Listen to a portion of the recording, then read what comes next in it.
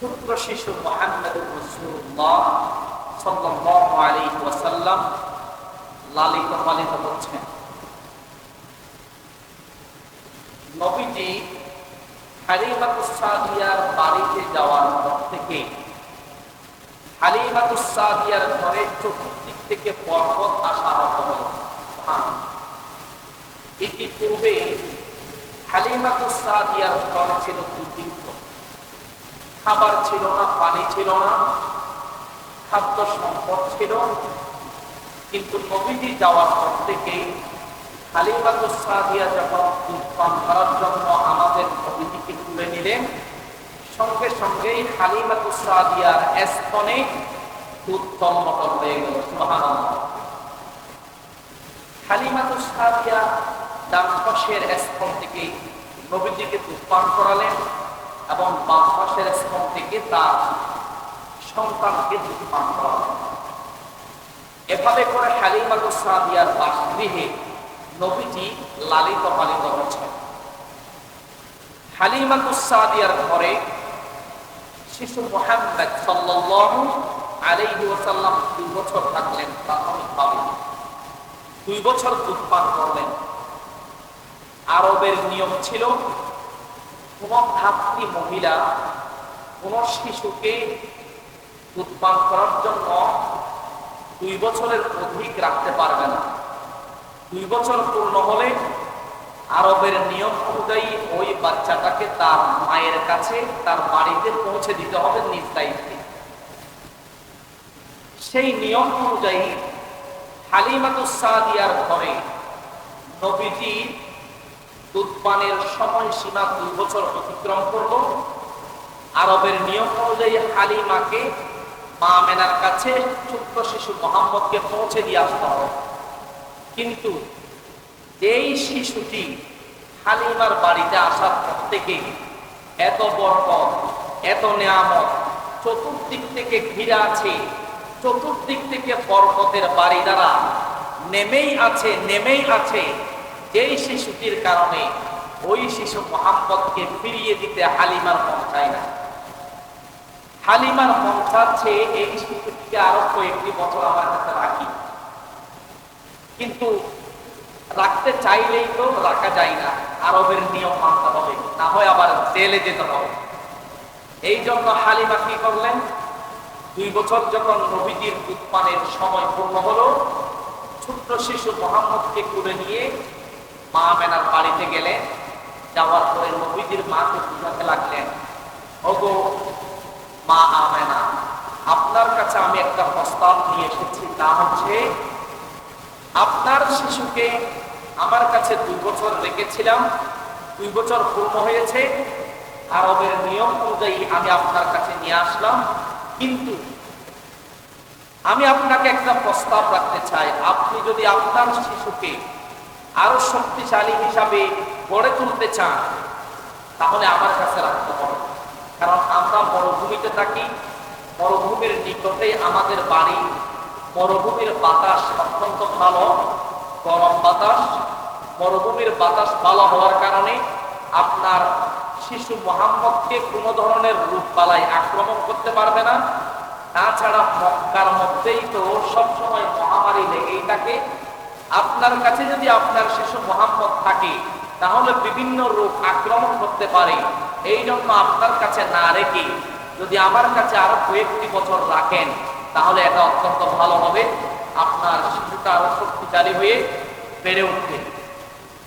মা আমেনাও বুঝতে পারলেন যে হালিমা আমার বাচ্চাটাকে আরো কয়েকটি বছর রাখতে চাচ্ছে। তখন তার অবস্থা বুঝে আম্মাজান, নবীজির আম্মাজান আমেনা তিনি অনুমতি দিলেন। অনুমতি দেওয়ার পর হালিমাতুস সাদিয়া ছোট্ট শিশু মুহাম্মদকে নিয়ে আবার তার বাড়িতে চলে গেলেন। সুবহানাল্লাহ। প্রিয় উপস্থিতি, নবীজির বয়স যখন 4 কিংবা 5 বছর হয়, 4 কিংবা 5 বছর হয়, তখন আমাদের নবীজি হালিমাতুস সাদিয়ার ঘরে আছেন। সেই সময় নবীজির ওপেন হার্ট সার্জারি হল, সিনা মুবারক অপারেশন হলো জীবনের প্রথমবারের মতো। তখন নবীজির বয়স 4 কিংবা 5 বছর। এটাকে আরবিতে বলা হয় সপ্তে সদর, সিনা পক্ষ বিদীর্ণ করা হলো। এখন তো আলহামদুলিল্লাহ মেডিকেল সায়েন্স, বিজ্ঞান, চিকিৎসা অনেক উন্নত হয়েছে, সমৃদ্ধ আর বিকশিত হয়েছে। আপনারা বলেন তো, আজ থেকে 1450 বছর পূর্বে, আজ থেকে 15,000 বছর পূর্বে, 1500 বছর পূর্বে বিজ্ঞান কিংবা মেডিকেল সায়েন্স, চিকিৎসা বিজ্ঞান কি এত উন্নত ছিল? তখন তো অপারেশন দূরের কথা, অপারেশনের পর্যন্ত ছিল না, ঠিক কিনা? সেই সময় আল্লাহ তাআলা তার ফেরেশতা জিবরাইল আলাইহিস সালামের মাধ্যমে তার পেয়ারা হাবিব মুহাম্মদ সাল্লাল্লাহু আলাইহি ওয়াসাল্লামের বয়স 4 কিংবা 5 বছর, সেই বয়সে নবীজির সিনা মুবারক অপারেশন করে ওপেন হার্ট সার্জারি করিয়েছিলেন। সুবহানাল্লাহ। কিভাবে নবীজির ওপেন হার্ট সার্জারি করা হয়, কিংবা কেন নবীজির সিনা মুবারককে অপারেশন করা হলো, এর একটি কারণ রয়েছে। নবীজির বয়স যখন 4 কিংবা 5 বছর হলো, তখন সাইয়্যিদুনা জিবরাইল আলাইহিস সালামের মাধ্যমে আল্লাহ তাআলা তার প্রিয় হাবিব মুহাম্মদ সাল্লাল্লাহু আলাইহি ওয়াসাল্লামের সিনা মুবারক অপারেশন করেছিলেন। মুসলিম শরীফের হাদিসে এসেছে, عن أنس بن مالك رضي الله تعالى عنه قال أن رسول الله صلى الله عليه وسلم أتاه جبريل وهو يلعب مع الرحمن। সাইয়্যিদুনা আনাস বিন মালিক থেকে হাদিসটি বর্ণিত হয়েছে, তিনি বলেন, একদিন আল্লাহর রাসূল 4 কিংবা 5 বছর বয়সে একটি খোলা মাঠে খেলাধুলা করছিলেন কিছু বালকদের সঙ্গে খেলাধুলা করছিলেন আমাদের নবীজি। এমত অবস্থায় আতাহু জিবরিল, জিবরাইল ফেরেশতা ছোট্ট নবীজির কাছে চলে এসেছে। আসার পরে ফাখাদাহু ফাসরাহু ফাশাক্কা আন কলবি, জিবরাইল ফেরেশতা আল্লাহর হুকুমে শিশু মুহাম্মদকে মাটির মধ্যে শায়িত করে দিলেন। মাটির মধ্যে শায়িত করে দেওয়ার পর ফাশাক্কা আন কলবি, নবীজির সিনা মুবারক ছিঁড়ে ফেললেন, নবীজির বুকটাকে ছিঁড়ে ফেললেন। ছিঁড়ে ফেলার পর ফাস্তাখরাজাল কলব, জিবরাইল ফেরেশতা সেখান থেকে নবীজির কলব, হৃদয়টাকে বের করে আনলেন। নবীজির কলবটা বের করার পর ফাস্তাখরাজা মিনহু আলাকা, কলব থেকে আবার একটি মাংসের টুকরা বের করে আনলেন। মাংসের টুকরা বের করার পর জিবরাইল ফেরেশতা বলেছিলেন, ওগো আল্লাহর নবী, এটা হচ্ছে ফাকাল হাদা হাদুস শাইতানি, এই মাংসের টুকরাটি হচ্ছে, এই মাংসের টুকরার মাধ্যমে মানুষকে শয়তান শয়তানি করায়, মানুষকে শয়তান যে শয়তানি করায়, এই কলবের যে একটা গোস্ত টুকরা আছে, মাংসের টুকরা আছে, এই মাংসের টুকরাটির মাধ্যমে মানুষকে শয়তানি করায়। এই জন্য আল্লাহ তাআলা আমাকে আদেশ দিয়েছেন তোমার ভিতর থেকে এই মাংসের টুকরাটাকে বের করার জন্য। জিবরাইল আলাইহিস সালাম আল্লাহর হুকুমে নবীজির কলবটাকে ছিঁড়ে, নবীজির সিনা মুবারক ছিঁড়ে কলব বের করলেন, হৃদয়টাকে বের করলেন, সেখান থেকে মাংসের টুকরা বের করলেন, কলবটাকে একটা স্বর্ণের পাত্রের মধ্যে রাখলেন। সুম্মা গাসালাহু ফি তাসলিম মিন তা'বি, ওই কলবটাকে জমজমের পবিত্র পানি দ্বারা ধৌত করে দিলেন। সুবহানাল্লাহ। নবীজির কলবটাকে জমজম কূপের পানি দ্বারা ধৌত করলেন। ধৌত করার পর সুম্মা লামাহু সুম্মা আ'আদাহু ফি মাকানি, আবার জিবরাইল ফেরেশতা আল্লাহর হুকুমে যথা স্থানে কলবটাকে বসিয়ে এবং নবীজির সিনা মুবারক অপারেশন করে, অপারেশন করে আবার আগের মতো নবীজির অবস্থা হয়ে যায়। সুবহানাল্লাহ পড়ে আবার আগের মতো হয়ে যায়। তখন নবীজির বয়স কত ছিল? 4 কিংবা 5 বছর। মাঠে খেলাধুলা করছিলেন, এমন অবস্থায় অপারেশন হলো।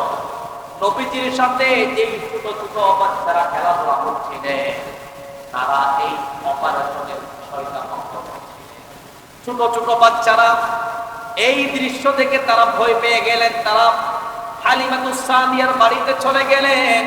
যাওয়ার পর হালিমাকে বলছেন, ওগো মা হালিমা, আপনার শিশু মুহাম্মদকে কে যেন একজন এসে বুকটা চিরে ফেললেন, মেরে ফেলতেছে। বাচ্চারা তো চিনতেছে না। এবার হালিমাতুস সাদিয়া সেখানে ছুটে যায়। এই ব্যাপারে আনাস বিন মালিক থেকে হাদিস এসেছে, ওয়াকাদ কুনতু আরা আতরা যালিকাল মিqyat ফি সাদরি। ছোটকালে আল্লাহর রাসূলের যে ওপেন হার্ট সার্জারি হলো, আনাস বিন মালিক বললেন, রাসূলের এই সিনা মুবারকে আমরা সিলাইয়ের দাগ লক্ষ্য করেছিলাম। সুবহানাল্লাহ পড়েন। নবীজির হার্ট যে সার্জারি হলো, সিনা অপারেশন হলো, এই যে এখানে দাগ, সিলাইয়ের দাগ আছে না, ওই দাগগুলো আমরা নবীজির সিনা মুবারকে দেখেছিলাম। সুবহানাল্লাহ পড়েন। নবীজির বক্ষকে বিদীর্ণ করা হয়েছিল। কলম তার হাতকে বের করে জমজমের পানি দিয়ে দৌত করে সেটি আবার যথাস্থানে প্রতিস্থাপন করা হলো। কার হুকুমে? আল্লাহর হুকুমে। হালিমাতুস সাদিয়া এটি জানার পর ভয় পেয়ে গেলেন। ভয় পেয়ে হালিমাতুস সাদিয়া চিন্তা করলেন, আমি তো আমার ঘরের বরকতের জন্য শিশু মুহাম্মদকে রাখলাম, এখন 4 বছর হলো, আবার যদি কোনো একটা দুর্ঘটনা হয়ে যায় তাহলে মা আমেনার কাছে আমাকে তো জবাব দিতে হবে। এই জন্য সব দোষ আমার কাঁধে পড়বে। সুতরাং মুহাম্মদকে আমার কাছে আর রাখা যাবে না। আমি আমার নিজ দায়িত্বে শিশু মুহাম্মদকে তার বাড়িতে পৌঁছে দিয়েছি। এবার হালিমাতুস সাদিয়া নিজ দায়িত্বে শিশু মুহাম্মদ সাল্লাল্লাহু আলাইহি ওয়াসাল্লামকে তার মা আমেনার কাছে বুঝিয়ে দিয়ে আসলেন। প্রিয় উপস্থিতি, নবীজির বয়স যখন 6 বছর হলো, কয় বছর? তখন আম্মা জান আমেনা তিনি চিন্তা করলেন, কলিজার টুকরা যায়, কেন যাই মদিনায় নবীজির বাবার কবর হয়েছে, কবর দেখবেন, একটু জিয়ারত করবেন। যাওয়ার জন্য সবকিছু রেডি করে দিলেন নবীজির দাদা আব্দুল মুত্তালিব। এবার নবীজির মা আমেনা এবং ছোট্ট শিশু মুহাম্মদ, সাথে দাসী উম্মে আইমান, এরা 3 জন একসঙ্গে মক্কা থেকে মদিনায় গেলেন আব্দুল্লাহর কবর জিয়ারতের উদ্দেশ্যে, কবরকে দেখার জন্য। সেখানে যাওয়ার পর নবীজির মা আমেনা প্রচন্ড অসুস্থ হয়ে পড়লেন। আসার পথে আবাওয়া নামক একটি স্থান আছে, সেই স্থানে নবীজির মা ইন্তেকাল করলেন। এভাবে করে নবীজির বয়স যখন 6 বছর তখন মাকে হারালেন। নবীজি যখন গর্ভে অবস্থায় ছিলেন তখন বাবাকে হারালেন। এভাবে করে আমাদের নবীজি ছোট্ট অবস্থায় মা বাবা উভয়কে হারিয়ে এতিম হয়ে গেলেন, ঠিক কিনা? এবার উম্মে আইমান দাসী, তিনি নবীজিকে নিয়ে আবার মক্কায় ফিরে আসলেন। এবার নবীজির জন্য এখন কেউ নেই, মাও নেই, বাবাও নেই, বয়স হচ্ছে 6 বছর।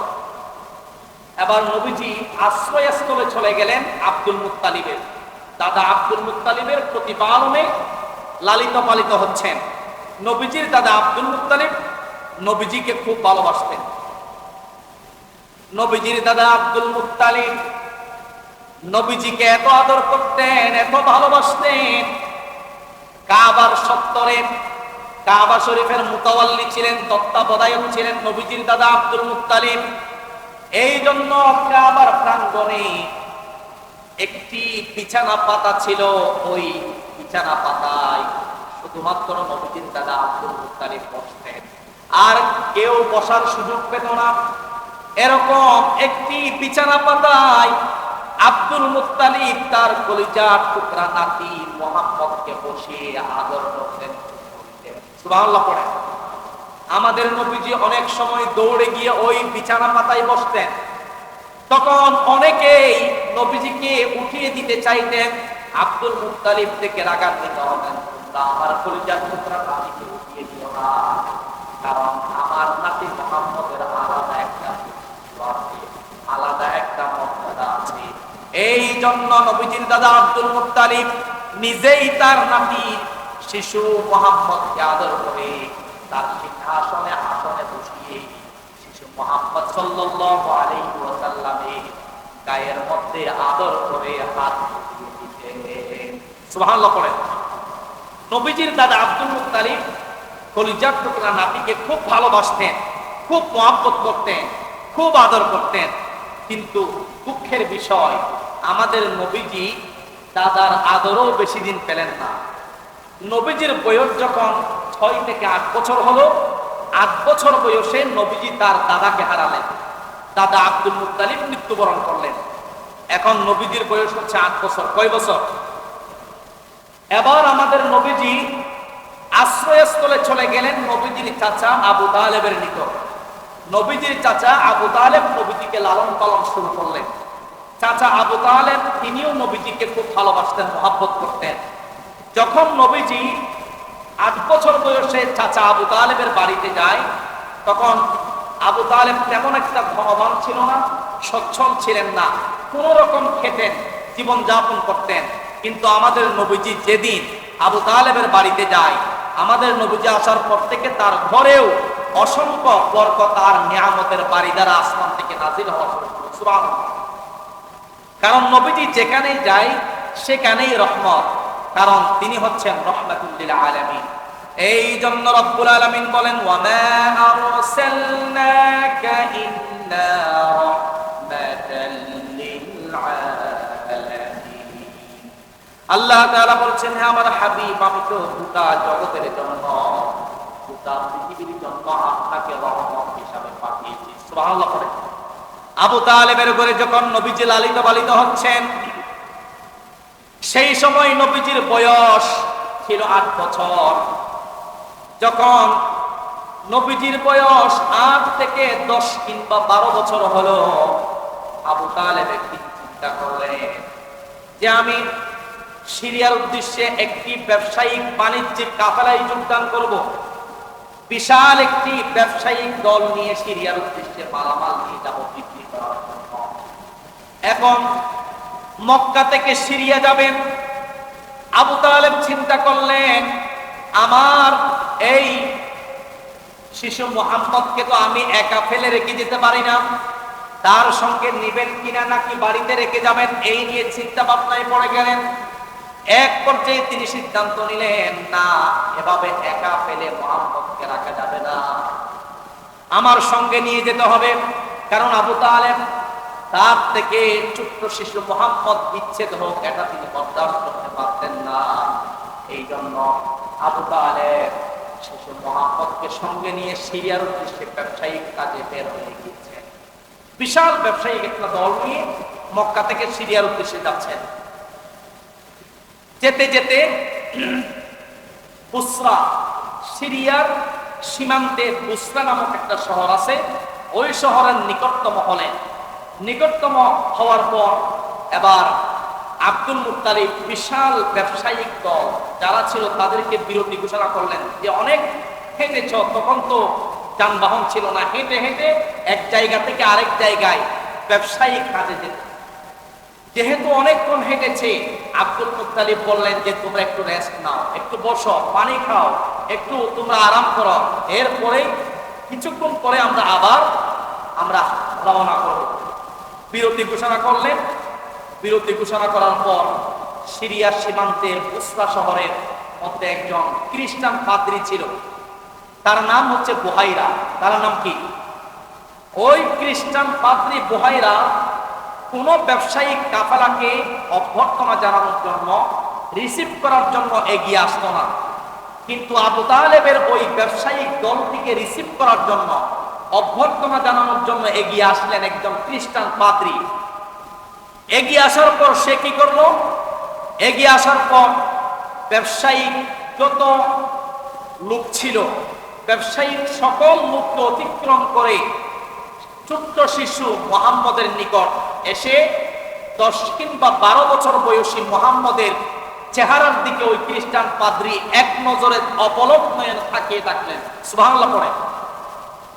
এবং থাকিয়ে থেকে এক পর্যায়ে খ্রিস্টান পাদ্রী বললেন, হাদা সাইয়্যিদুল আলামিন, এই বালকটি হবে গোটা বিশ্বের সাইয়্যিদ, হাদা ইয়াবআতুহুল্লাহু রাহমাতুল লিল আলামিন, এই বালকটি হবে গোটা বিশ্বের জন্য রহমত। সুবহানাল্লাহ পড়েন।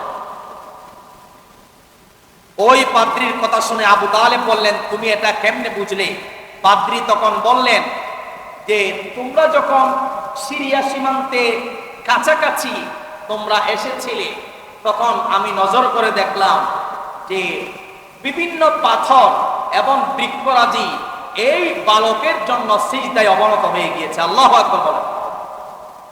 ওই খ্রিস্টান পাদ্রী আরো বলেছিল, আমি নজর করে দেখলাম, ওগো আবু তালেব, তোমাদের এই ব্যবসায়িক দলটির মধ্যে যেহেতু এই বালকটি আছে, তোমরা যখন সিরিয়া সীমান্তের কাছাকাছি চলে আসছিলে, তখন আমি নজর করে দেখলাম আকাশের মেঘ এই বালকটিকে ছায়াদান করছিল এবং পাথরসমূহ বৃক্ষরাজি সমূহ এই বালকটির জন্য সিজদায় নত হয়ে গিয়েছিল। সুবহানাল্লাহ।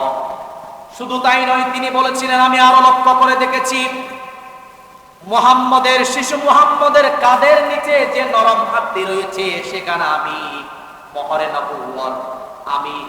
নবুয়ত, নবুয়তের মোহর দেখেছিলাম। নবুয়তের মোহর দেখে আমি শিশু মুহাম্মদকে চিনতে পেরেছি। সুতরাং আবু তালেবকে ওই খ্রিস্টান পাদ্রী বলল, ওগো আবু তালেব, তুমি যদি এই শিশু মুহাম্মদের কল্যাণ চাও, যদি ভালাই চাও, কোনো মন্দ না চাও, তাহলে এই মুহূর্তে এই বালক শিশু মুহাম্মদকে মক্কার উদ্দেশ্যে পাঠিয়ে দাও, সিরিয়ার উদ্দেশ্যে আর যাও না, এখানে স্টপ করে দাও। এর কারণ হচ্ছে, ওগো আবু তালেব, আমি যেভাবে এই বালকটিকে চিনেছি, এই বালকটি আগামী দিনের নবী হবে, শেষ নবী হবে, গোটা পৃথিবীর সৈয়দ হবে, গোটা পৃথিবীর জন্য রহমতের নবী হবে।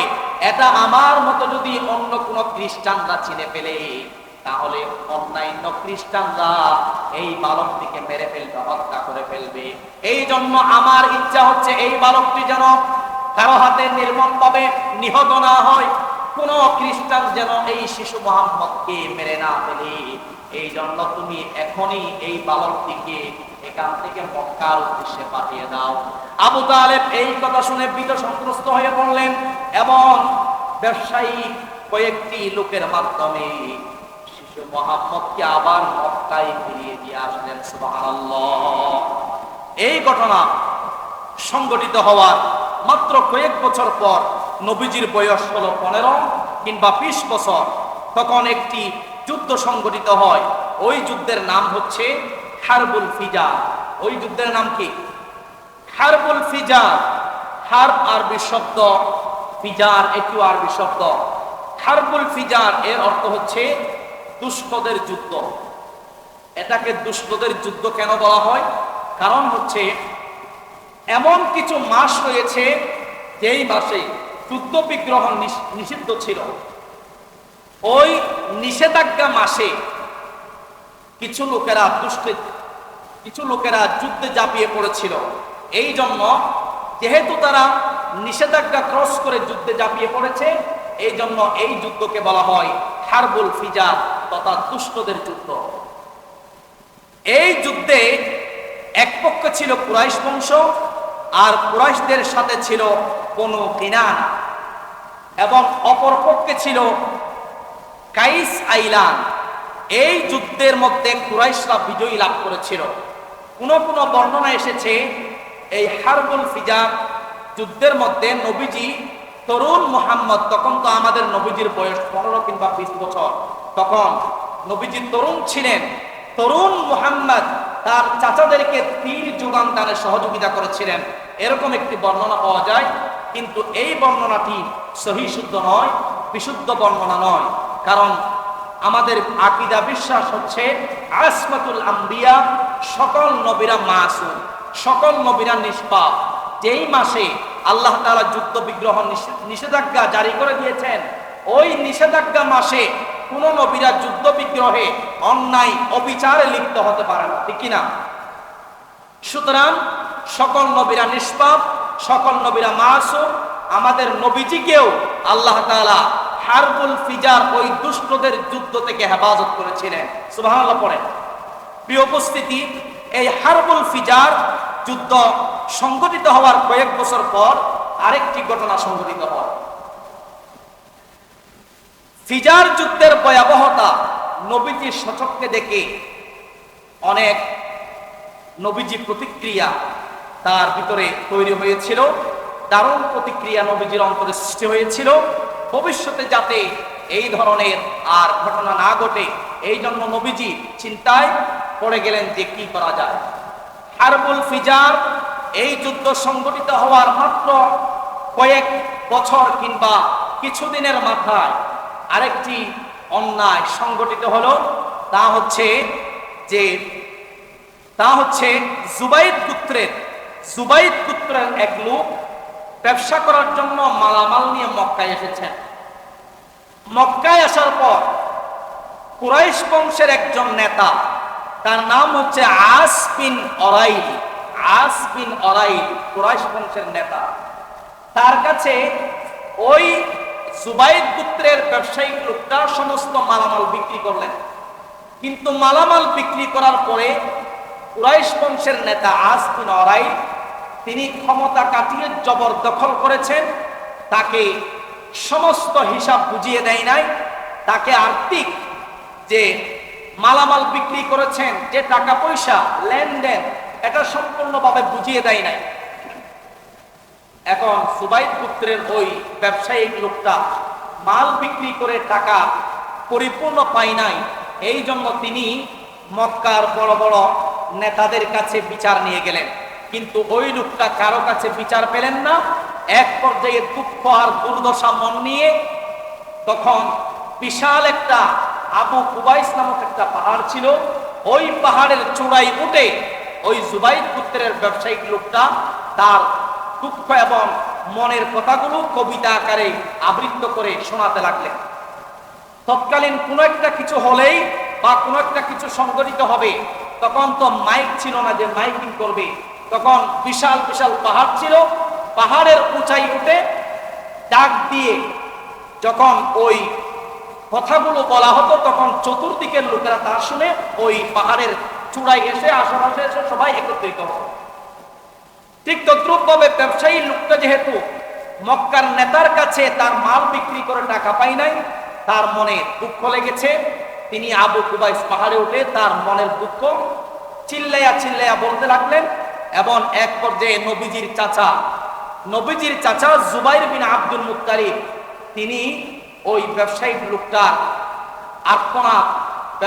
লোকটার কথাগুলো শুনতে পেয়ে তিনি দুঃখ প্রকাশ করলেন এবং নবীজির চাচা জুবাইর বিন আব্দুল মুত্তালিব তিনি মক্কার বড় বড় গোত্র প্রধানদেরকে ডাকলেন, একত্রিত করলেন।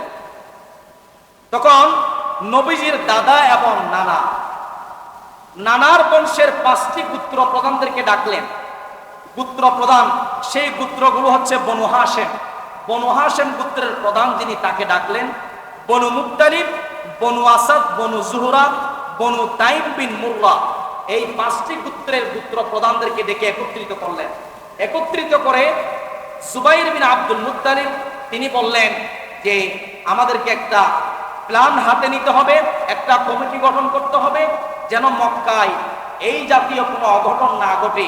বাহির রাষ্ট্র থেকে আমাদের দেশে ব্যবসায়িক লোকেরা আসবে আর ব্যবসা করে মালামাল বিক্রি করে টাকা পয়সা বুঝিয়ে পাবে না, অন্যায় চলবে, অবিচার চলবে।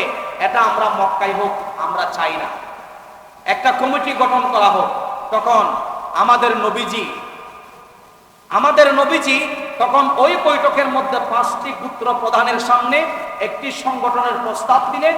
ওই সংগঠনটির নাম হচ্ছে হিলফুল ফুদুল। ওই সংগঠনের নাম কি? হিলফুল ফুদুল নামক সংগঠনের প্রস্তাব দিলেন।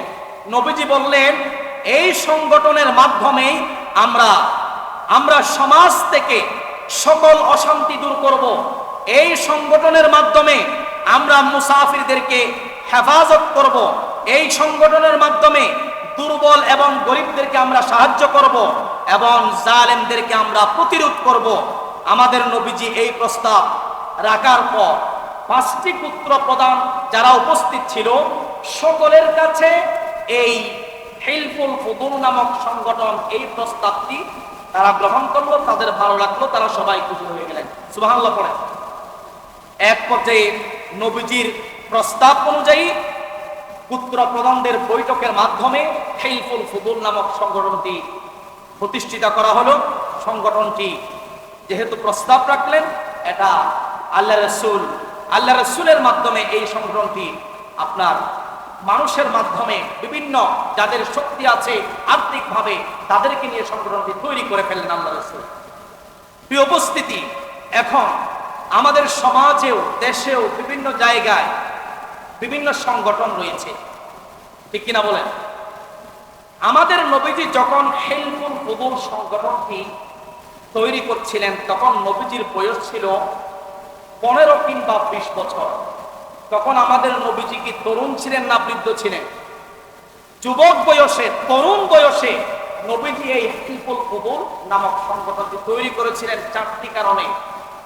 সমাজ থেকে অশান্তি দূর করার জন্য, এবং বাহির রাষ্ট্র থেকে কোনো মেহমান আসলে তাদেরকে ওই সাংগঠনিক মাধ্যমে তাদেরকে পরিপূর্ণ আপ্যায়ন করবে। এভাবে করে সমাজে দেশে পরিপূর্ণ শান্তি শৃঙ্খলা যেন আবদ্ধ হয়, এর জন্য আল্লাহ রাসূল এই সংগঠনটি তৈরি করেছেন। প্রিয় উপস্থিতি, এখনো আমাদের দেশে বিভিন্ন যুবক আর তরুণরা বিভিন্ন সংগঠন তৈরি করে, বিভিন্ন ক্লাব তৈরি করে কি করে না? এই ক্লাবের মাধ্যমে, এই সংগঠনের মাধ্যমে যুবকরা যদি চায় একটি সমাজকে একটি সোনার সমাজ হিসাবে গড়ে তুলতে পারে, ঠিক কিনা বলেন? কারণ তরুণদের মধ্যে এমন একটি স্পিড আছে যে তারা চাইলে ভালো কাজকে এগিয়ে নিয়ে যেতে পারে, আবার তারা চাইলে খারাপ কাজকেও তারা প্রশ্রয় দিয়ে সমাজে খারাপ কাজের সয়লাভ ছড়িয়ে দিতে পারে। এটা উভয়, নেগেটিভ পজিটিভ উভয়টি তরুণদের মধ্যে আছে। এই যে দেখেন আজকে জালেম স্বৈরাচারের এই দেশকে বহু বছর স্বৈরাচারের কবলে ছিল, জালেমের কবলে ছিল, মানুষেরা নিরপরাধ ভাবে জেল কেটেছে, অন্যায় ভাবে আইনা করে নিয়েছে, কত পরিমাণ জুলুম ও বিচার চালিয়েছে।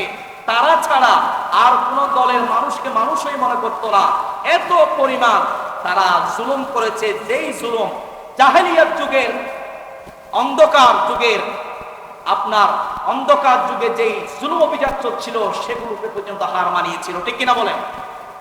কোন দেশে এরকম জুলুম আর নির্যাতন চলে নাই। এই জুলুম আর নির্যাতন এই আওয়ামী লীগ সরকারের আমলে হয়েছে, ঠিক কিনা বলেন? প্রিয় উপস্থিতি, এই ব্যাপারে বহু কথা বলেছিলাম আমি। যাই হোক, এই যে যুবক ভাইয়েরা, তরুণ ভাইয়েরা, শুধুমাত্র তাদের ওই ভূমিকা বেশি এই জালেম সরকারকে পতন ঘটানোর জন্য, ঠিক কিনা বলেন? যাই হোক, সুতরাং এর দ্বারা বোঝা যায় নবীজি সমাজ থেকে, মক্কা থেকে অন্যায় অবিচার জুলুম জালেমদেরকে প্রতিরোধ করার জন্য হিলফুল ফুদুল সংগঠনের মাধ্যমে নবীজি জালেমদেরকে হটিয়েছেন, অন্যায় অবিচার দূর করেছেন। আমরাও যদি চাই এখান থেকে আমাদেরকে শিক্ষা নিতে হবে।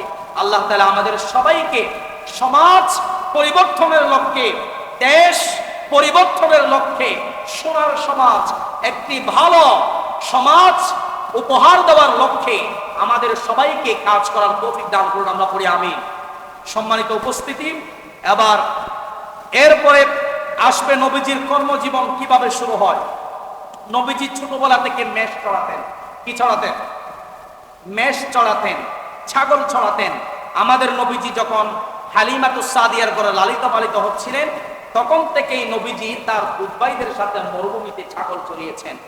এই ব্যাপারে হাদিস এসেছে সহিহ বুখারীতে। হযরত আবু হুরায়রা রাদিয়াল্লাহু তাআলা হাদিসটি বর্ণনা করছেন, মা বাআতাল্লাহু নাবিয়্যান ইল্লা রাআল গনাম। আল্লাহ রাসূল বলছেন প্রত্যেক নবীরা মেষপালক ছিলেন, ছাগল চড়িয়েছেন। ফাকালা আসহাবুহু, তখন সাহাবায়ে কেরাম প্রশ্ন করলেন, ইয়া রাসূলুল্লাহ, আপনিও কি মেষপালক ছিলেন? নবীজি বলছেন, নাম, হ্যাঁ আমিও মেষপালক ছিলাম। কুনতু আরাআহা আলা কারারিত লিআহলি মক্কা। নবীজি বলছেন আমিও মক্কায় মেষ পালন করিয়েছিলাম, ছাগল চড়িয়েছিলাম কিছু পয়সার বিনিময়ে। যাই হোক, প্রাথমিকভাবে আল্লাহ রাসূল তার দুধভাইদের সাথে মরুভূমিতে ছাগল চড়িয়েছেন। এটা হচ্ছে নবী রাসূলের একটা বৈশিষ্ট্য। আচ্ছা, মেষ পালকের ছাগল যারা পালন করেন, ছাগল পালকের একটা বৈশিষ্ট্য আছে, সেটা হচ্ছে যখন মেষ পালক তার ছাগলগুলো চড়ায় তখন সে সেখানে উপস্থিত থাকে। ধরুন বিশাল একটি ছাগলের পা সে কোথাও একটা জায়গায় ছেড়ে দিয়েছে, ছেড়ে দিয়ে যদি ছাগল পালকটা সেখান থেকে চলে যায়, ছাগলগুলো অন্যের ক্ষেত নষ্ট করার সম্ভাবনা আছে না নাই? ছাগলের একটা বৈশিষ্ট্য, ছাগল অন্যের খেতে গিয়ে ক্ষেতগুলো নষ্ট করে। ছাগল পালক সেখানে উপস্থিত থাকে কিসের জন্য? যেন অন্যের খেতে মুখ না দেয়, ঠিক কিনা বলেন? তদ্রুপ ভাবে আল্লাহ তাআলা নবীদেরকে দিয়ে ছাগল চড়ালেন কেন? দুনিয়াতে মানুষেরা বিভিন্ন পথে চলে যাবে, বিভিন্ন পথে যদি চলে যায়, গুমরাহির পথ, শিরিকের পথ, বেদাতের পথ, সেদিকে যদি চলে যায় তাকে জাহান্নামে যাওয়া লাগবে। এই জন্য নবীদেরকে দিয়ে ছাগল চড়িয়েছেন। এটা একটা প্র্যাকটিস, নবুয়তি প্র্যাকটিস দিয়েছিলেন আল্লাহ তাআলা, যেন নবীদেরকে এই প্র্যাকটিসের মাধ্যমে নবীরা যখন দ্বীন দাওয়াত দিবেন তখন অনেকেই শারীরিকভাবে জুলুম করবে, মানসিকভাবে জুলুমের শিকার করবে, বিভিন্নভাবে কষ্ট দিবে। যত কষ্ট আসুক না কেন নবীরা যেন এই নবুয়তি কাজ পালন করতে গিয়ে নিজেকে কন্ট্রোল করতে পারে, নিজেকে হেফাজত করতে পারে, ধৈর্য অবলম্বন করতে পারে। এই জন্য আল্লাহ তাআলা প্রত্যেক নবী রাসূলদের মাধ্যমে এই ছাগল চড়িয়েছিলেন। সুবহানাল্লাহ পড়েন। অতএব নবীজি বাল্যকালে, শিশুকালে ছাগল চড়িয়েছেন এবং কর্মজীবনে আমাদের নবীজি ব্যবসাও করেছিলেন। নবীজির বয়স যখন 25 বছর হয়, কয় বছর? 25 বছর বয়সে আল্লাহ রাসূল আম্মাজান খাদিজা আত-তাহরার ব্যবসা পরিচালনা করছিলেন। তখন মক্কার কুরাইশদের, মক্কার লোকদের একটা অভ্যাস ছিল, তারা নিজেরা ব্যবসা করতেন না, তারা ইনভেস্ট করতেন, টাকা খাটাতেন ব্যবসায় এবং ব্যবসা পরিচালনা করতেন অন্য লোকদেরকে দিয়ে। এভাবে করে ধনবান একজন মহিলা ছিলেন খাদিজা রাদিয়াল্লাহু তাআলা আনহা। তার অসংখ্য ব্যবসা ছিল, ব্যবসা তিনি নিজে করতেন না, অন্য মানুষদেরকে দিয়ে ব্যবসা পরিচালনা করতেন। কিন্তু আম্মাজান খাদিজা আত-তাহরার একজন সততা, আমানতদারিতা, একজন পরিচালনা করার জন্য এরকম একজন সত্য আমানতদারিতা মানুষ দরকার। খাদিজার একজন গোলাম বাদী ছিল, তার নাম হচ্ছে মাইসারা। এই মাইসারা এই বাদীর মাধ্যমে তার কাছে চিঠি পাঠালেন এবং নবীজি আসলেন। নবীজি ব্যবসা পরিচালনা করার পূর্বে তার চাচাদের সাথে পরামর্শ করলেন, তারা রাজি হলেন। নবীজি খাদিজার কাছে এসে ব্যবসা পরিচালনা করতে লাগলেন। একদিন মাইসারা খাদিজার বাদী যিনি ছিলেন তাকে সঙ্গে নিয়ে বিশাল একটি বাণিজ্যিক ব্যবসায়িক কাফেলা নিয়ে খাদিজার আল্লাহ রাসূল সিরিয়ার উদ্দেশ্যে প্রত্যাবর্তন করলেন। সিরিয়া যাওয়ার পর সকল মালামালগুলো বিক্রি করলেন, ব্যবসায়িক কাজ শেষ করে সিরিয়া থেকে আবার মক্কায় চলে আসলেন। খাদিজার কাছে ব্যবসায়িক হিসাবটা বুঝিয়ে দিবেন। খাদিজার কাছে গেলেন, ব্যবসায়িক হিসাবটা বুঝিয়ে দিলেন এবং খাদিজা রাদিয়াল্লাহু তাআলা আনহা গর্বের সাথে বলেছেন, ইতিপূর্বে আমি যত ম্যানেজার রেখেছিলাম, ব্যবসা পরিচালনা করার জন্য লোক রেখেছিলাম, তারা আমাকে এত পরিমাণ লাভ দেয় নাই যেই পরিমাণ লাভ মুহাম্মদ দিয়েছে। সুবহানাল্লাহ পড়েন। দ্বিগুণ দ্বিগুণ লাভ হয়েছে ব্যবসায়ী যেই দিন থেকে খাদিজার ব্যবসা পরিচালনা করার জন্য 25 বছরের আমাদের নবীজি এসেছিলেন। প্রিয় উপস্থিতি, সুতরাং আমাদের নবীজি ব্যবসায়িক কর্মজীবনে ব্যবসা পরিচালনা করেছেন, খাদিজার কাছে ছিলেন। এভাবে করে আমাদের নবীজি খাদিজাকে বিবাহ করেছিলেন। এটা কিভাবে? খাদিজা রাদিয়াল্লাহু তাআলা আনহার একের পর এক স্বামী যখন মৃত্যুবরণ করতে লাগলো, প্রথম স্বামী মৃত্যুবরণ করলো, আরেকজন স্বামী গ্রহণ করলেন, তিনিও মৃত্যুবরণ করলো, এভাবে কয়েকজন স্বামী মৃত্যুবরণ করলেন। খাদিজা রাদিয়াল্লাহু তাআলা আনহা একদিন চিন্তা করলেন, আমি আর স্বামী গ্রহণ করব না, এই ব্যবসা বাণিজ্য নিয়েই দিন কাটাবো। তখন বহুদিন পর মাইসারা, যিনি বাদী ছিলেন খাদিজা, তিনি প্রস্তাব দিলেন যে আপনি একটা কাজ করুন, আপনার ব্যবসা যেহেতু সুন্দরভাবে পরিচালনা হচ্ছে, যেহেতু সততা আমানতদারিতা এই মুহাম্মদের কাছে আমরা লক্ষ্য করলাম, আপনি মুহাম্মদকে স্বামী হিসাবে গ্রহণ করতে পারেন, আপনার জন্য আরো ভালো হবে।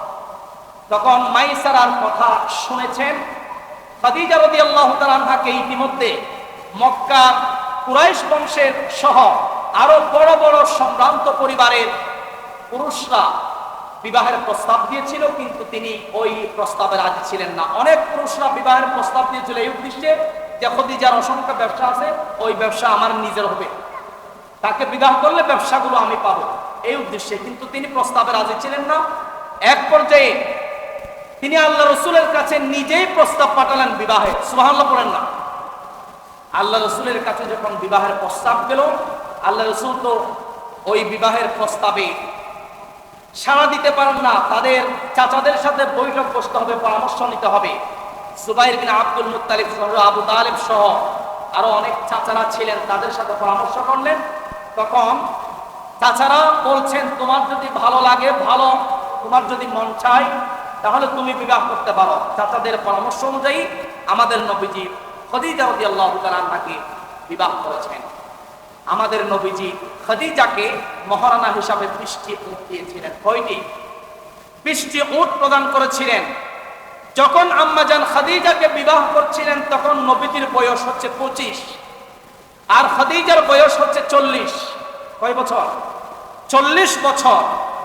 এই খাদিজার সংসারে প্রায় 7 জন সন্তান ছিল, 3 জন পুত্র, 4 জন কন্যা। কাসেম, জৈনব, উম্মে কুলসুম, রুকাইয়া, এভাবে করে ফাতিমা, আব্দুল্লাহ, ইব্রাহিম। ইব্রাহিম ছাড়া বাকি 6 জন হচ্ছে আম্মাজান খাদিজা তাহারার গর্ভের সন্তান। সুবহানাল্লাহ পড়েন। আমাদের নবীজি আম্মাজান খাদিজাকে অত্যাধিক ভালোবাসতেন। নবী করিম সাল্লাল্লাহু আলাইহি ওয়াসাল্লাম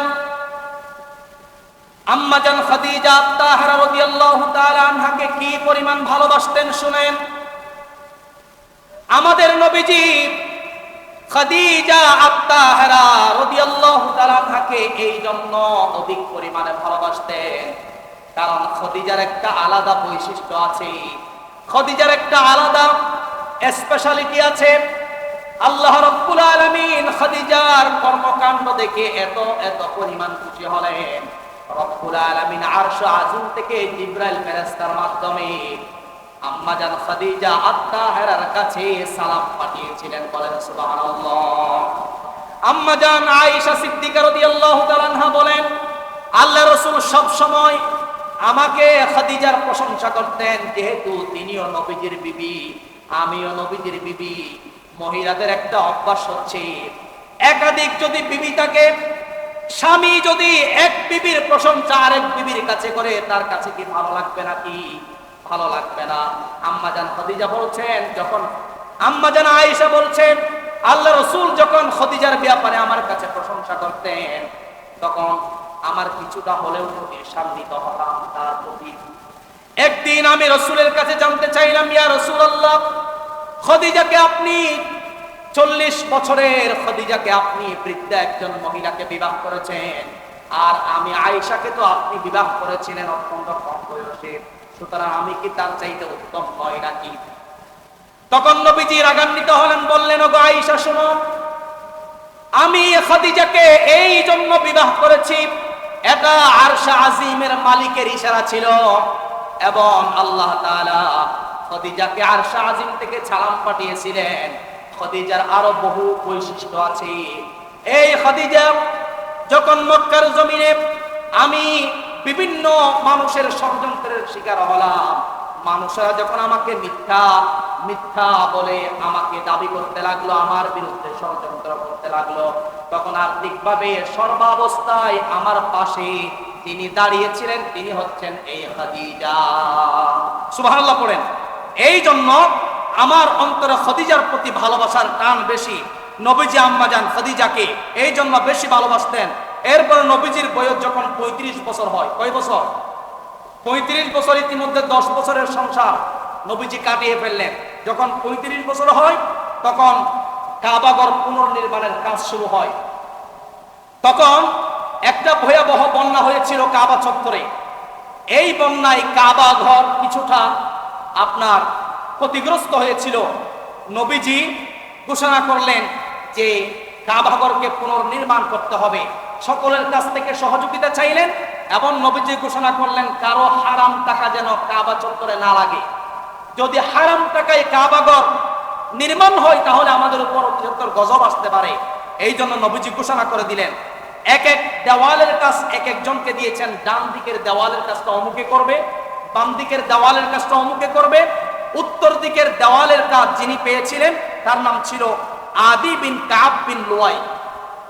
তার হালাল অর্থ কম থাকার কারণে তিনি উত্তর দিকের দেয়ালের কাজটা পরিপূর্ণভাবে করতে পারে নাই।